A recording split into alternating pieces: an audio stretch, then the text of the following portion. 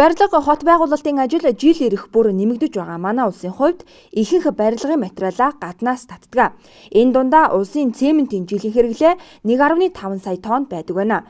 Харин уул уурхай дагсан бүтээн байгуулалтууд болоод засгийн газраас төлөвлөсөн дэд бүтцийн томоохон төслүүдийн үр дүнд цементийн эрэлт жилд 2 сая тоннд хүрч нэмэгдэх урьдчилсан тооцоог гаргасан байдаг гэнэ. Ер нь бол барилгын үйлдвэрлэл нэмэгдэж ирсэнтэй шууд холбоотойгоор сүүлийн 10 жилийн хугацаанд цементийн хэрэглээ даруй 10 дахин өссөн байна. Иймд байнга нэмэгдэж буй эрэлтийг хангахтай холбоотой хүндрэлүүд гарч ирсэнг нь 2012 оны сүүлээр үйлдвэрлэлээ эхлэх оюу толгойн бүтээн байгуулалтын хүрээнд зам, барилга, дэд бүтцийн ажлууд ихээр хийгдэх гэж байгаа тул цементийн эрэлт улам нэмэгдэжээ.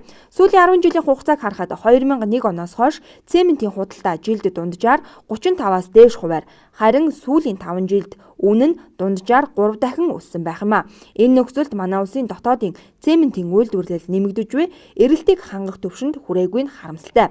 2010 оноос хойш дотоодод үйлдвэрлэсэн цементийн үнэ огцом өссөн нь өмнөх онуудын судалгаанаас харагдаж байгаа юм а.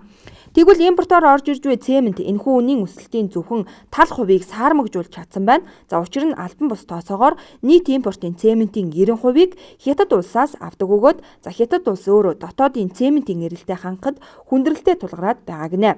Энэ оны 1-р улирлаас эхлэн дотоодын зах зээл дээр цементийн үнэ огцом өсөд байгаагийн шалтгаан нь дотоодын хэрэгцээг импорт хангаж чадахгүй байгаатай холбон тайлбарлаж болох юм а.